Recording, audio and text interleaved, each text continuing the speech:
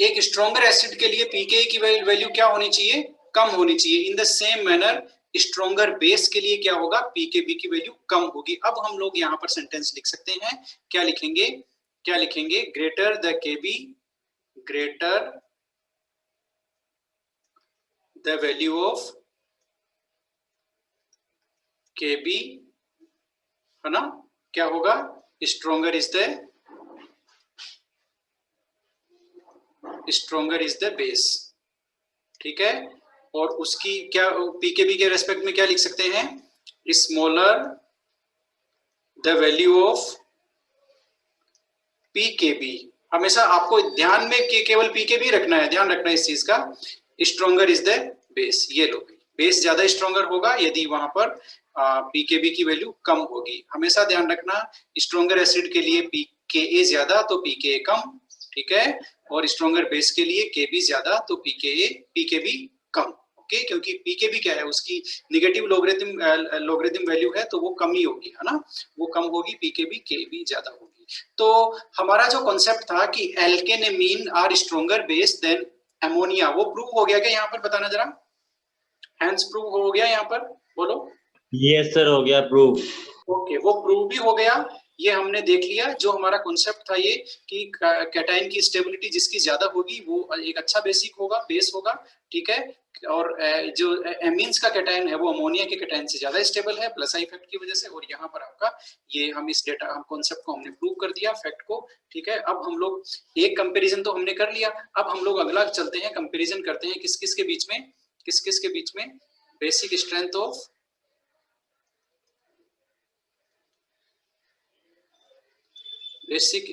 Of primary, secondary and tertiary amine. ये लो भाई, टर्सरी एलिफेटिक एमीन्स,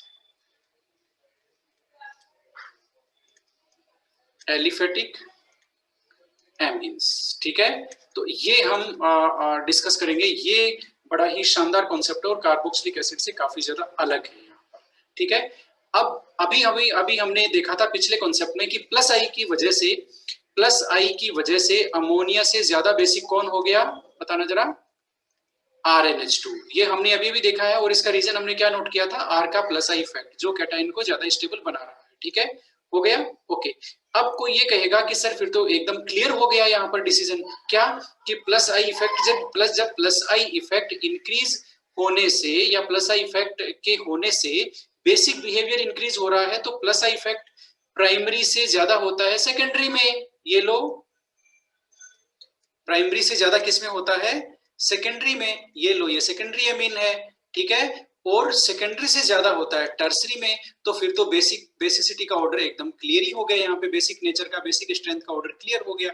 ये सेकेंडरी है, ये टर्सरी है, ठीक है। तो ये होना चाहिए कि नहीं होना चाहिए, बताओ, ये ऑर्डर होना चाहिए कि नहीं होना चाहिए। यदि क्योंकि हमने पिछले कॉन्सेप्ट में क्या सीखा है, because of plus I effect of alkyl group amines are stronger base than ammonia, okay. तो अब यहाँ पर प्लस आई इफेक्ट, हम इधर से इधर जाएंगे तो प्लस आई इफेक्ट क्या हो रहा है, प्लस आई इफेक्ट इंक्रीज हो रहा है प्लस आई इफेक्ट, ठीक है। तो बेसिक बिहेवियर भी क्या होना चाहिए, इंक्रीज होना चाहिए। हमेशा मेरे वर्ड की तरफ ध्यान देना, इंक्रीज होना चाहिए, ऐसा है या नहीं है वो पता नहीं है अभी, लेकिन होना तो ऐसा ही चाहिए on the basis of plus I effect, okay. तो this is the expected order of primary, secondary, tertiary aliphatic amines.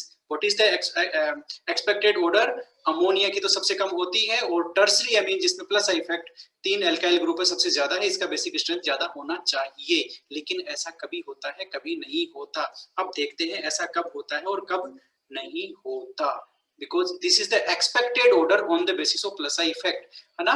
फिर पता चला कि ये जो ऑर्डर है, कौन सा ऑर्डर, ये जो ऑर्डर है NH3 प्राइमरी, सेकेंडरी और टर्सरी, है ना, ये ऑर्डर क्या है, order based on plus I effect. ये लो भाई, प्लस आई इफेक्ट के बेस पे ये ऑर्डर है, ठीक है। ये ऑर्डर गैस फेज में फॉलो होता है, ये लो भाई, जब अमोनिया गैसियस फेज में हो तब ये ऑर्डर फॉलो होता है ना, एक्वस फेज में नहीं होता। ये जो एक्सपेक्टेड ऑर्डर है on the basis of plus I effect, this order follows only in gaseous phase, only in gaseous phase. applicable लिख लो भाई, this order is applicable in gaseous phase. ये लो भाई, बिकॉज गैसियस फेज में और कोई factor वहां पर नहीं होता है, मॉलिक्यूल्स इंडिविजुअल होते हैं, तो केवल प्लस आई इफेक्ट वर्क करता है, इसलिए गैसियस फेज में ये ऑर्डर एप्लीकेबल है। और कहां कहां एप्लीकेबल है? And in non aqueous solvents. ये लो भाई, नॉन एक्वस सॉल्वेंट्स, ये लो नॉन एक्वस सॉल्वेंट्स है, वहां भी ये ऑर्डर फॉलो होता है। तो this expected order on the basis of plus I effect is applicable only in gaseous phase and in case of non aqueous solvents, यानी कि अमोनिया को हमने किसी नॉन एक्वस सॉल्वेंट में डिसॉल्व कर दिया एमीन को, तब ये ऑर्डर फॉलो होगा। आप इससे ध्यान रखना, एक्वस फेज में ये नहीं है, बिकॉज एक्वस फेज में और कई फैक्टर होते हैं जो एसिडिक स्ट्रेंथ को गवर्न कर रहे हैं। अब हम क्या करेंगे बताओ? गैस फेज में तो हमें ऑर्डर पता चल गया, अब हम क्या करेंगे बताओ ना जरा। क्या पता लगाएंगे अब हम? बोलो भाई। अब हम क्या पता लगाएंगे? बोलो।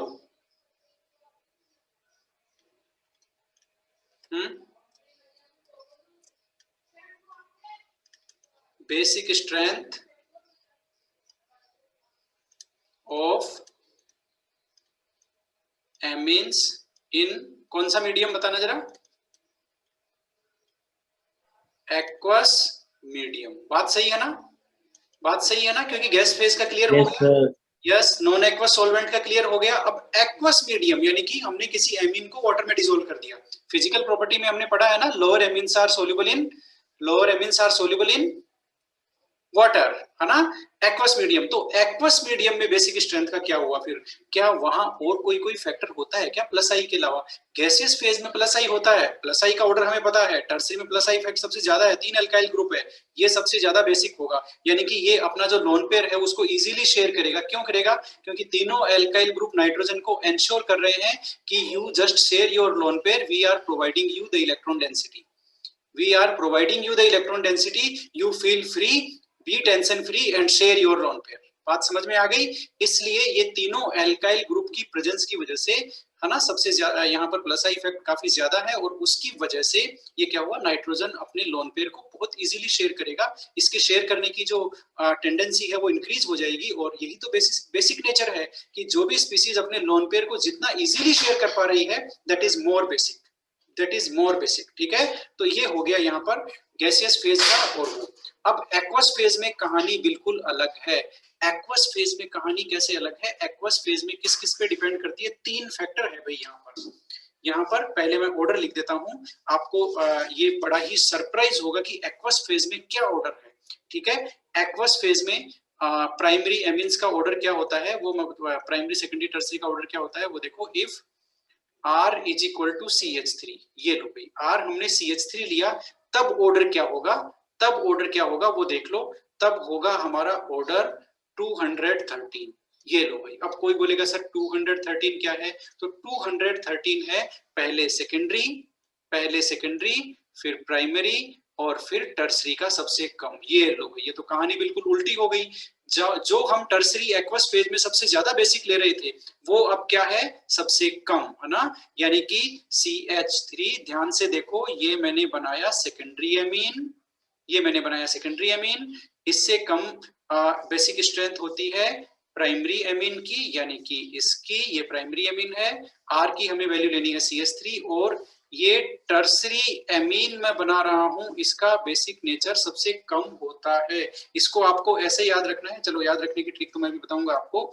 और R यदि चेंज हो गया, ये देखो R को हमने C2H5 कर दिया, मतलब यहाँ पर जो ऑर्डर है that depends on the value of R। यहाँ पर ये भी देखो, R की वैल्यू पे भी डिपेंड कर रहा है, और भी कई चीजों पे डिपेंड कर रहा है, तो R की वैल्यू पे भी डिपेंड कर रहा है ये, है ना। तो ऐसा क्यों हो रहा है, उसका रीजन हम देखेंगे। जैसे ही हमने R की वैल्यू ग्रेटर ली, ये इथाइल बिगर एल्काइल ग्रुप है ना, ये तो देन मिथाइल, तो जैसे ही हमने बिगर एल्काइल ग्रुप लिया, ध्यान से सुनो मेरी बात को, जो 213 था वो हो गया अब 231। ये लो बिगर वैल्यू 231 बिगर वैल्यू, ओके। तो ये हो गया सेकेंडरी, टर्सरी और प्राइमरी। ये लो भाई, अब क्या हुआ, अब ये हुआ कि जो टर्सरी गैस फेज में सबसे ज्यादा था बेसिक, वो अब कम से कम सेकंड पोजीशन पे आ पाया है। कब, जब आर की वैल्यू ज्यादा है, ठीक है। आप इसको याद कैसे रखेंगे, कंफ्यूज नहीं होना है कभी भी। CH3 छोटा एल्काइल ग्रुप है तो वैल्यू होगी ये, है ना, और ये डिक्रीजिंग ऑर्डर है, ये मत भूलना, कहीं इसको इंक्रीजिंग कर दोगे तो कहानी गड़बड़ हो जाएगी। और बड़ा एल्काइल ग्रुप है C2H5, तो आप बड़ी वैल्यू भी बड़ी लेंगे, कौन सी, 231, वो 213 थी, ये 231 है, ठीक है। तो ये बड़ी वैल्यू है, वो छोटी वैल्यू है, और ये डिक्रीजिंग ऑर्डर है, ये ध्यान रखना। सेकेंडरी की बेसिसिटी सबसे ज्यादा होती है। आप इसके ऑर्डर करोगे ना सोल्व, तो आपको ये जो ऑर्डर है ये हमेशा याद हो जाएगा, ठीक है। ओके, ये तो हो गई एक बात। अब ये देखो सरप्राइजिंग आउटकम है यहाँ पर, बेसिसिटी के जो ऑर्डर है दैट इज वेरी सरप्राइजिंग। हम ये कॉन्सेप्ट यहाँ पर पहली बार देख रहे हैं कि आर की वैल्यू पे भी एसिड बेसिक स्ट्रेंथ का जो ऑर्डर है वो डिपेंड कर रहा है, ठीक है। तो यहाँ पर अब ऐसा क्यों हो रहा है उसको हम देखने जा रहे हैं कि यहाँ पर ऐसा क्यों हो रहा है। तो भाई यहाँ पर ऐसा इसलिए हो रहा है कि एक्वस फेज में 3 मेन फैक्टर होते हैं, 3 factor which affect basicity of amine, basic strength of amines in aqueous solution, in aqueous medium, rather medium R। ये लो भाई, aqueous medium में 3 फैक्टर होते हैं। गैसियस फेज में केवल एक ही फैक्टर था, प्लस आई इफेक्ट।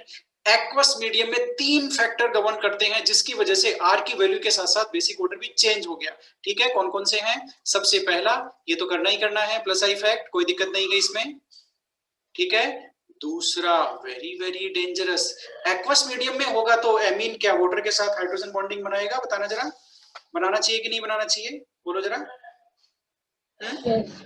बनाएगा ना। तो दूसरा फैक्टर वही है, दूसरा फैक्टर क्या है, एक्सटेंट ऑफ हाइड्रोजन बॉन्डिंग। ये लो भाई, जिसका हाइड्रोजन बॉन्डिंग का एक्सटेंट ज्यादा है, यानी कि जो ज्यादा हाइड्रोजन बॉन्डिंग बना रहा है वो ज्यादा बेसिक होगा, ठीक है। वो क्यों होगा अभी देखेंगे। तो इसको हम लोग और क्या बोल सकते हैं, इसको और सोल्वेशन इफेक्ट भी बोलते हैं। सोल्वेशन इफेक्ट का मतलब है कि जो जितना ज्यादा डिजोल्व हो रहा है उसका सोल्वेशन उतना ही ज्यादा हो, बेसिकली डिजोल्यूशन को ही हम लोग सोल्वेशन बोलते हैं, ठीक है। तो यहाँ पर देखो, अब हमने कल क्या डिस्कस किया था कि एमीन्स वाटर में सोल्यूबल इसलिए होती है, lower amines, because they form hydrogen bond, okay. तो वो डिजोल्व होती है, it means greater the extent of hydrogen bonding, greater is the dissolution और greater is the solvation, इसलिए इसको solvation effect भी बोलते हैं, ठीक है। और जो थर्ड है that is very very important, that is steric factor, that is steric hindrance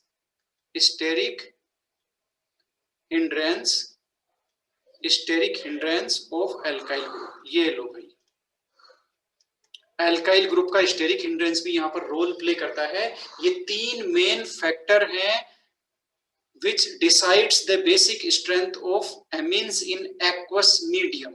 अब मुझे ये बताओ ये जो हमारा पहला फैक्टर है वो क्या कहता है, कौन ज्यादा बेसिक होना चाहिए, बताओ जरा। वो ये कहता है प्राइमरी से ज्यादा है सेकेंडरी, सेकेंडरी से ज्यादा है टर्सरी। ये हमारा क्लियर है ना पहला वाला, बताओ जरा। पहला इफेक्ट क्लियर है। अब हम देखो, हाँ अब हम क्या करेंगे, पहले तीनों इफेक्ट को इंडिविजुअली डिस्कस करेंगे, फिर इनको कंबाइन करेंगे। एक्वस मीडियम में तो तीनों काम कर रहे हैं ना, तो जो फाइनल रिजल्ट है वो इन तीनों का कॉम्बिनेशन है। आई इफेक्ट, सोल्वेशन इफेक्ट और स्टेरिक हिंड्रेंस, इन तीनों का कॉम्बिनेशन सामने आएगा। वो जो रिजल्ट है वो मैं आपको दिखा चुका हूँ। these two orders are the result of combined effect of all these 3 factors। ये इन तीनों फैक्टर्स के कंबाइंड रिजल्ट, जो कंबाइंड जो इफेक्ट होता है उसका रिजल्ट है ये दोनों, है ना, 213 और 231, ठीक है। लेकिन अब हम पहले क्या करेंगे, स्टेप बाय स्टेप बढ़ेंगे। पहले तो इंडिविजुअल डिस्कस करेंगे कि इंडिविजुअल किसका ऑर्डर क्या होना चाहिए, किस फैक्टर के अकॉर्डिंग, और फिर बाद में इनको कंबाइन करेंगे, ठीक है। तो हमें प्लस आई इफेक्ट का ऑर्डर हमें पता चल गया, ये हम पता है ये होता है। अब हम ले रहे हैं सेकेंड फैक्टर, और सेकेंड फैक्टर है हमारा सोल्वेशन इफेक्ट या फिर एक्सटेंट ऑफ एच बॉन्डिंग, ठीक है। अब यहां पर देखो क्या है, वाटर में कल ही हमने बात की थी कि जैसे ही एमीन्स को हम लोग डिजोल्व करेंगे, पानी में डालेंगे, एक्वस मीडियम प्रोवाइड करेंगे, ठीक है, तो एमीन्स के मॉलिक्यूल वाटर के साथ क्या बनाते हैं, हाइड्रोजन बॉन्डिंग। अब एक बात मुझे बताओ, अभी अभी हमने एक कॉन्सेप्ट डिस्कस किया है, वो कॉन्सेप्ट ये कहता है कि greater the stability of cation greater is the basic strength. ये बात सही है क्या, बताओ जरा जल्दी से। Yes, sir. Okay, Yes, sir. ये बात सही है, ये बात सही है। अब हमारे पास 3 एमीन है बेचारे, प्राइमरी, सेकेंडरी, टर्सरी, और इनकी स्टेबिलिटी कंपेयर करते हैं फटाफट, है ना, फटाफट। अब मैं तीनों के कैटायन बना रहा हूं, आप लोग ध्यान से देखते जाओ मैं किस किस का कैटायन बनाया है। ये कैटायन हमारा बन गया है टर्सरी का कैटायन, ये टर्सरी का कैटायन बन गया, ध्यान से देखो इसको। और ये मैंने बनाया है किसका कैटायन, सेकेंडरी का कैटायन, और इसको आर को यहाँ नहीं लिखते हैं, कोई बात नहीं, इसको यहाँ लिखते हैं, ओके, और यहाँ NH2। ये लो भाई, ये सेकेंडरी का कैटायन है और ये है प्राइमरी का कैटायन। अब मुझे एक चीज बताओ जरा जल्दी से, कौन सा इन तीनों कैटायंस को यदि हम लोग पानी में डालेंगे, इन तीनों कैटायंस को यदि हम लोग पानी में डालेंगे तो सबसे ज्यादा स्टेबल कौन सा होगा, बताओ जरा, सोल्वेशन सबसे ज्यादा किसका होगा, बोलो। थर्ड वाले का। थर्ड वन का होगा, क्योंकि इसमें 3 हाइड्रोजन है, 3 NH बॉन्ड है, इसलिए यहाँ पर नंबर ऑफ हाइड्रोजन बॉन्ड, है ना, formed by this cation is 3। यहाँ पर हाइड्रोजन बॉन्डिंग का एक्सटेंट ज्यादा होगा। अब इस टाइटल को पहचानो, ये टाइटल कहता क्या है, ये कहता है एक्सटेंट ऑफ हाइड्रोजन बॉन्डिंग, यानी कि हाइड्रोजन बॉन्डिंग कहाँ ज्यादा बन रही है, तो वो ये प्राइमरी एमीन का कैटायन है, इसमें हाइड्रोजन बॉन्डिंग का एक्सटेंट ज्यादा है, because there are 3 NH bond to form 3 hydrogen bond with water. बात समझ में आई। इसलिए जिसमें जो वाटर मॉलिक्यूल के साथ जिसका जितना ज्यादा सोल्वेशन होगा, जिसकी जितनी ज्यादा हाइड्रोजन बॉन्डिंग होगी, वो उतना ही स्टेबल होगा, ठीक है। तो सोल्वेशन इफेक्ट के अकॉर्डिंग सबसे स्टेबल कैटायन कौन से एमीन का हुआ, प्राइमरी एमीन का कैटायन सबसे ज्यादा स्टेबल हुआ एज पर सोल्वेशन इफेक्ट। बात समझ में आई, as per extent of hydrogen bonding effect. Secondary amine को ध्यान से देखो, यहाँ केवल 2 ही NH बॉन्ड है, ठीक है, तो ये जो 2 बॉन्ड है यहाँ पर H बॉन्डिंग का एक्सटेंट प्राइमरी से कम है सेकेंडरी वाले में, और टर्सरी वाले में तो बेचारे में एक ही NH बॉन्ड है, यहाँ पर हाइड्रोजन बॉन्डिंग या यहाँ पर सोल्वेशन और भी कम होगा। So this is the order of stability, ये वापस वही आ गया, order of stability of cation on the basis of solvation effect। बात सही है या नहीं है ना। अब हम लोग यहाँ पर क्या कंक्लूजन करेंगे, हम लोग यहाँ पर ये लिखेंगे मोर या greater extent of hydrogen bonding, greater extent of H bonding, है ना। तो क्या होगा भाई, क्या होगा इससे, ये होने से क्या होगा, ग्रेटर द सोल्वेशन इफेक्ट, और ग्रेटर द सोल्वेशन इफेक्ट, और ग्रेटर द सोल्वेशन इफेक्ट क्या होगा, more is the stability of, बताना जरा क्या होगा भाई, more is the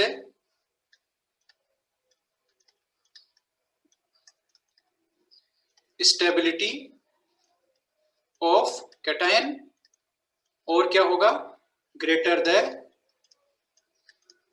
basic strength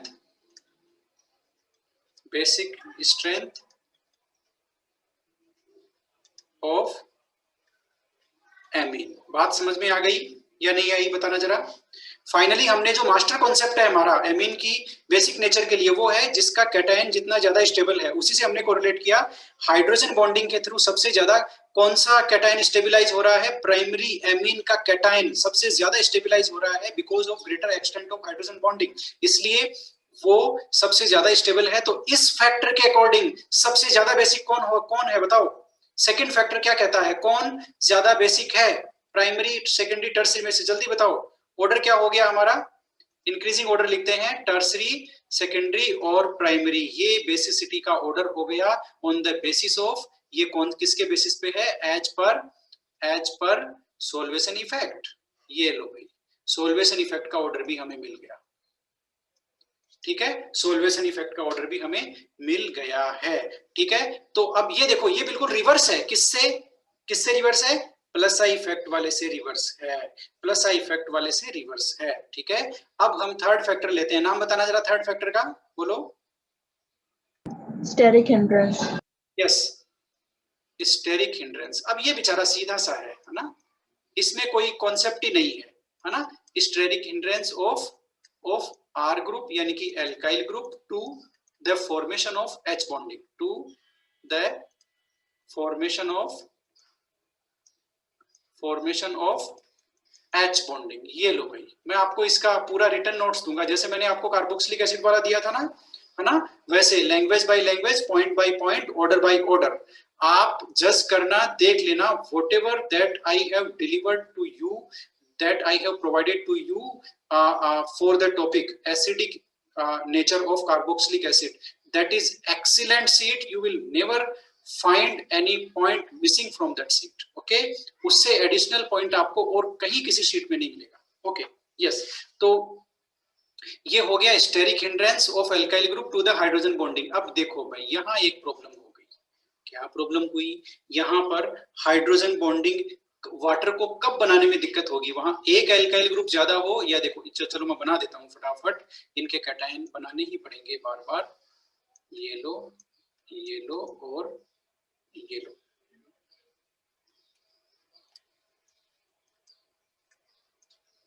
अब आप मुझे बताना कि ease of hydrogen bonding formation कहाँ है, ease of hydrogen bonding formation कहाँ है, ये लो भाई, ease of hydrogen bonding formation, hydrogen bond formation, बताओ हाइड्रोजन बॉन्ड कहाँ आसानी से बनेगा, बनना चाहिए, बताओ। ये प्राइमरी का है कैटायन, ये सेकेंडरी का है, ये टर्सरी का है, बताओ भाई हाइड्रोजन बॉन्डिंग आसानी से कहाँ बनना चाहिए, बताओ। प्राइमरी प्राइमरी में नहीं, प्राइमरी में स्टेरिक हिंड्रेंस कम है, देखो वाटर मॉलिक्यूल यहाँ आएंगे बेचारे, ठीक है, वाटर मॉलिक्यूल आएंगे, अपने आप को एडजस्ट करेंगे because they have sufficient space, okay, और ये यहाँ पर जैसे मैंने बनाया है ऑक्सीजन के थ्रू, ये देखो, और यहाँ पर हाइड्रोजन बॉन्डिंग हो जाएगी।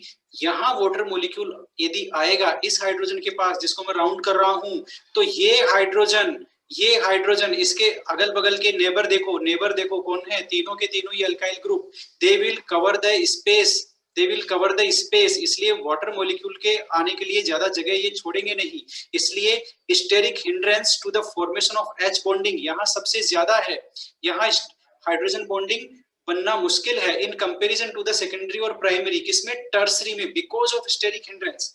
बात समझ में आई, steric hindrance around nitrogen atom के अराउंड स्टेरिक हिंड्रेंस यहाँ ज्यादा है, इसलिए वाटर मॉलिक्यूल, अब देखो यहाँ जिस तरह से मैंने ड्रॉ किया है उस तरह से तो आपको लगेगा कि सर वाटर मॉलिक्यूल ऊपर खाली जगह पड़ी है ना, वो आ जाएगा बॉन्ड बना लेगा, लेकिन ये ऐसी सिचुएशन नहीं होती है, एक्चुअल में 3D मॉलिक्यूल है और उसमें नाइट्रोजन के अराउंड यहाँ पर 4 ग्रुप हैं, उनमें से 3 एल्काइल ग्रुप हैं, इसलिए they will cover the space, that's why water hydrogen के पास बॉन्ड बनाने के लिए आएगा तो उसे स्टेरिक हिंड्रेंस का सामना करना पड़ेगा। लेकिन वहीं पे प्राइमरी में देखो, प्राइमरी में सिर्फ एक ही एल्काइल ग्रुप है, इट मींस और 3 छोटे एटम हैं हाइड्रोजन एटम, तो water will adjust its molecule easily and will form the hydrogen bond easily, ठीक है। तो स्टेरिक हिंड्रेंस के अकॉर्डिंग भी हमारा ऑर्डर हो गया, ये सबसे ज्यादा ग्रेटर स्टेरिक हिंड्रेंस है, वहां पर lesser the extent of hydrogen bonding. बहुत सिंपल सी बात है, जो थर्ड फैक्टर है वो हमें किसकी इंफॉर्मेशन देता है, सेकंड फैक्टर की। सेकंड फैक्टर ये कहता है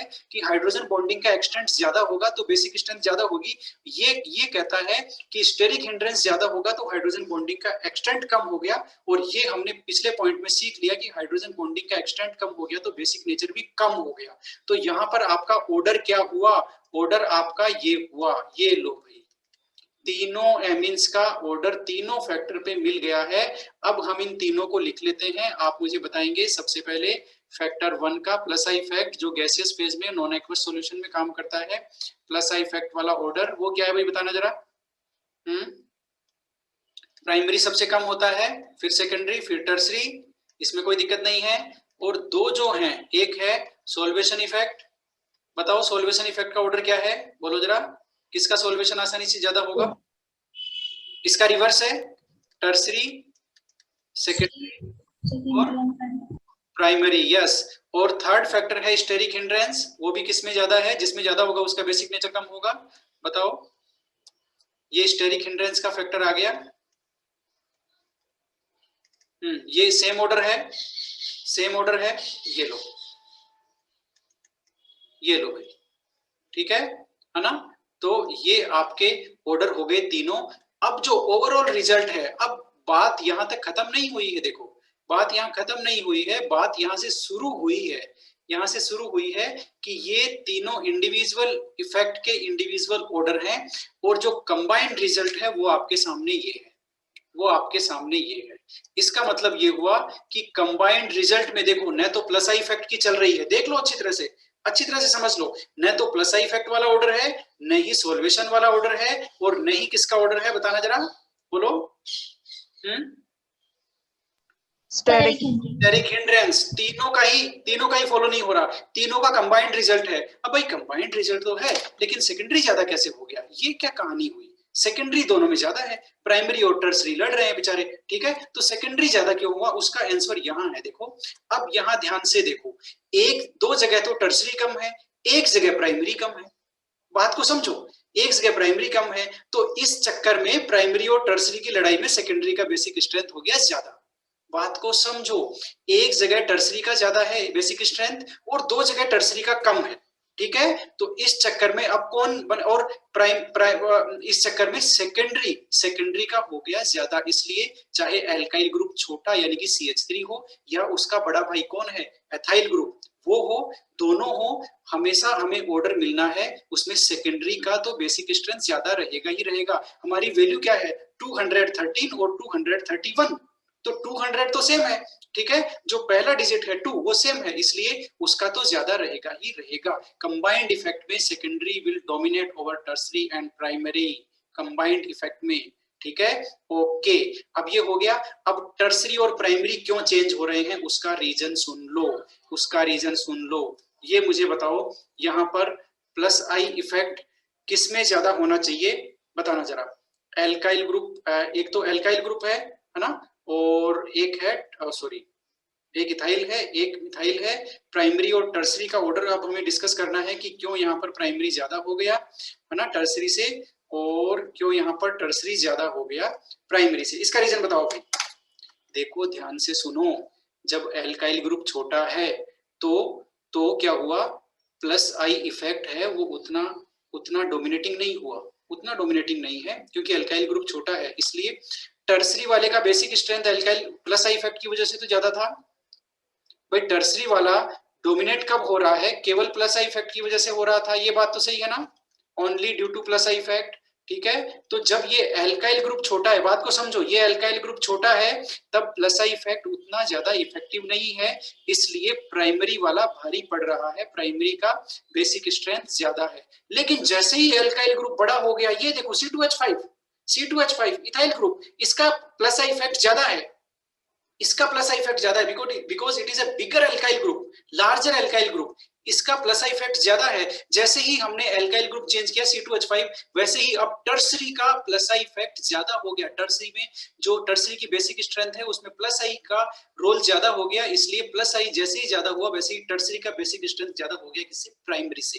बात को समझो, सेकेंडरी हमेशा ही क्या रहेगा, बॉस है इन दोनों का बेसिक स्ट्रेंथ में। प्राइमरी और टर्सरी झगड़ रहे हैं, जब प्लस आई इफेक्ट डोमिनेटिंग हो जाएगा तब टर्सरी डोमिनेटिंग हो जाएगा, जब प्लस आई इफेक्ट कम रहेगा तो टर्सरी वाले की स्ट्रेंथ कम हो जाएगी, क्योंकि टर्सरी की basic strength it is mainly due two plus I effect. यहाँ देखो आपको बात समझ में आएगी, जहां हमने तीनों कंबाइन किए हैं वहां देखो टर्सरी बेचारा एक में ही ज्यादा है, इसमें ज्यादा है, और वो रीजन क्या है, प्लस आई इफेक्ट का। सो टर्सरी की basic strength mainly depending upon plus I effect. तो प्लस आई इफेक्ट जब ज्यादा होगा, ये कब ज्यादा होगा, जब बल्कि एल्काइल ग्रुप होगा, लार्जर एल्काइल ग्रुप होगा, तो लार्जर एल्काइल ग्रुप किसमें है? C2H5 में। आपको कुछ भी लिखने की जरूरत नहीं है, you just listen my voice and try to focus because we are just concluding now. Okay, तो जैसे ही एल्काइल ग्रुप की साइज ज्यादा हो जाएगी वैसे ही प्लस आई इफेक्ट का मैग्नीट्यूड ज्यादा हो जाएगा, और प्लस आई इफेक्ट की वजह से कौन सा ऑर्डर है? प्लस आई इफेक्ट की वजह से ये ऑर्डर है, ये ऑर्डर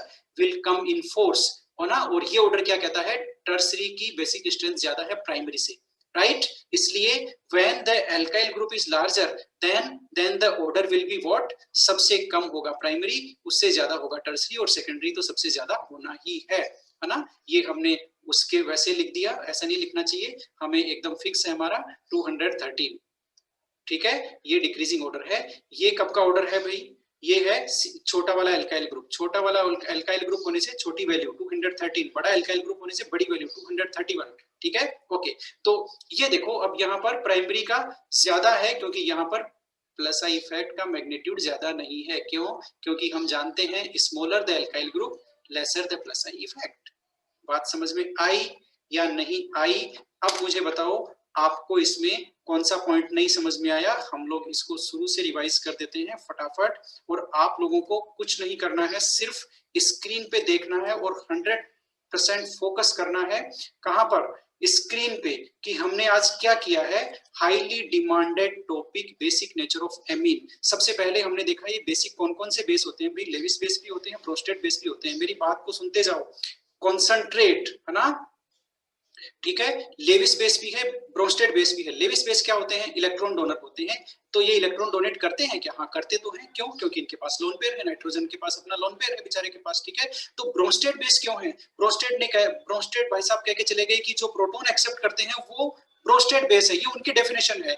तो ब्रोस्टेड, ये जो एमिन्स है, ये अपना प्रोटॉन देकर के, सॉरी, अपना लोन पेयर देकर के प्रोटॉन के साथ कोऑर्डिनेशन बॉन्ड बना लेते हैं, यानी कि they have a tendency to accept the proton, और प्रोटॉन एक्सेप्ट करके कैटायन बना लेते हैं, ठीक है।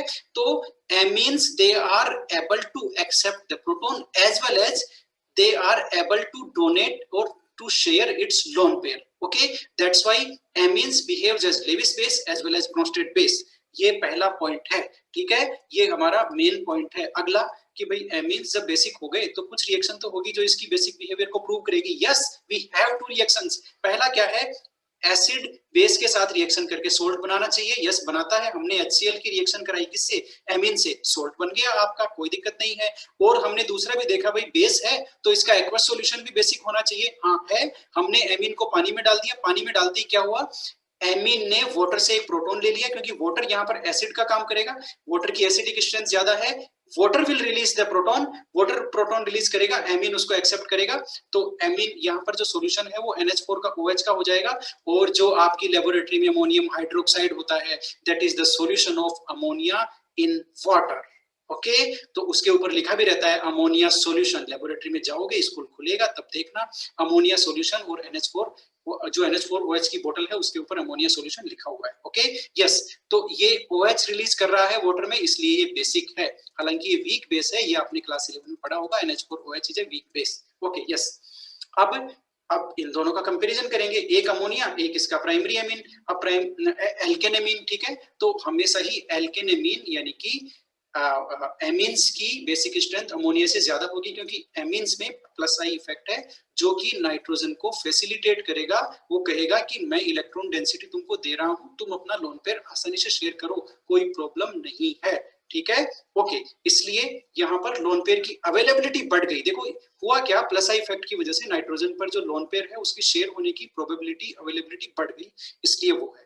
अब हमने यहाँ पर एक टेक्निकल कॉन्सेप्ट लिया। टेक्निकल कॉन्सेप्ट ये है कि जब यहाँ कैटायन बन रहा है तो जो कैटायन जितनी आसानी से बनेगा या फिर उस कैटायन की स्टेबिलिटी ज्यादा होगी तो बेसिक स्ट्रेंथ ज्यादा होगी। बहुत सिंपल सी बात है, बनने वाले की यदि स्टेबिलिटी ज्यादा है तो वो रिएक्शन इजी होती है। ये थंब रूल है केमिस्ट्री में, if the product is stable then the reaction will be proceed easily.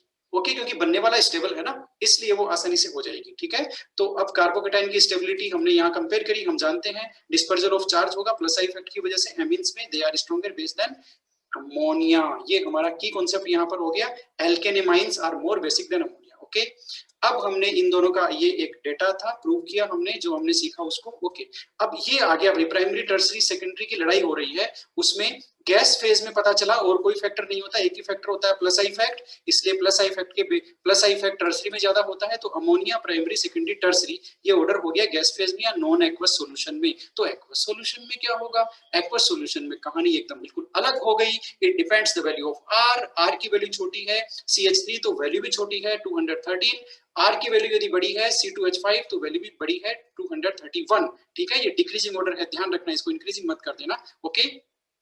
Okay, फिर हमने क्या किया, एक्वस में कौन से फैक्टर होते हैं भाई, 3 फैक्टर होते हैं, तीनों का हमने इंडिविजुअल ऑर्डर निकाला। कैसे निकाला, आपके सामने ये रहा, और फिर फाइनल रिजल्ट क्या आ रहा है, फाइनल रिजल्ट इनका कंबाइंड इफेक्ट आ रहा है। अब आप मुझे ये बताओ कि आपको एमीन्स का बेसिक नेचर से रिलेटेड व्हाटएवर